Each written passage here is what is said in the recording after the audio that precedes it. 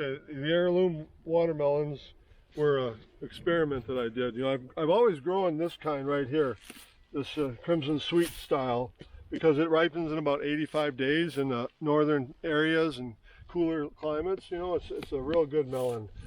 These other ones are new, you know, a lot of different kinds are new. What I'll find out is which ones did okay, which ones were able to keep long enough to ship to the market, which ones the customers liked.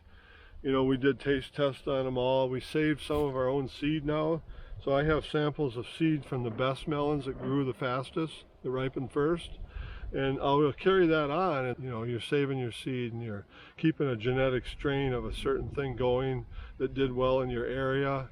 And that's the key to doing the seed saving stuff, you know. And hybrids, you know, you got to buy the seed every year. You can't plant a hybrid seed from a melon or a cucumber or whatever it was and expect to get the same thing 2 years in a row. It just doesn't happen. But these, if you keep picking the best specimen and save the seeds from the best specimen, you're always going to improve it. So you're talking about heirlooms here, that you can pick the seeds and use them year after year.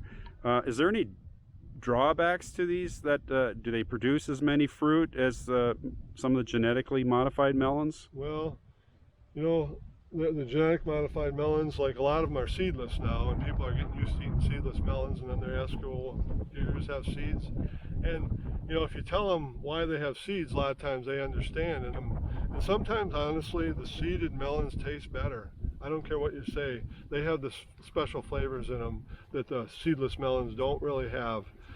You know, when you don't use chemicals on your farm, especially on watermelons, I can taste a melon from the store versus one from here, and I can tell you there's a difference. As far as the varieties go, sure, some are hybrids are tried and true for production and shippability, but maybe not always flavor. Sometimes for flavor they are, but I think heirlooms give you a broader genetic base.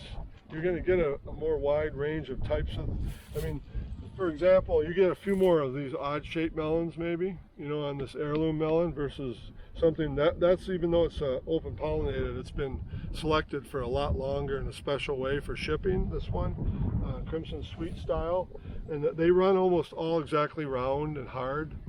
These, you know, I got some that are oblong or lopsided. They're still good though, you know, so that's a good question.